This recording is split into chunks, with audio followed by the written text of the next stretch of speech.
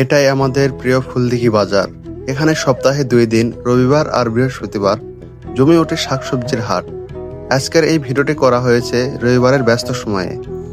ভোর থেকে কৃষক আর ব্যবসায়ীরা নিয়ে আসেন তাজা শাকসবজি, ফলমূল, মাছ আর নানা রকম নিত্য প্রয়োজনীয় পণ্য। চারপাশে মানুষের কোলাহল, দরদাম আর হাসি খুশি, সুখ মুখ সব মিলিয়ে এক অনন্য পরিবেশ। শুধু বেচাকেনাই নয়, এই বাজারে আমাদের গ্রামীণ জীবনের সংস্কৃতি আর ঐতিহ্যের প্রতিচ্ছবি। প্রতিটি দোকান আর প্রতিটি ক্রেতা যেন নিজের মতো করে এক একটা গল্প বলে। ফুলদিঘি বাজার, এটাই আমাদের গর্ব, এটাই আমাদের আপন ঠিকানা।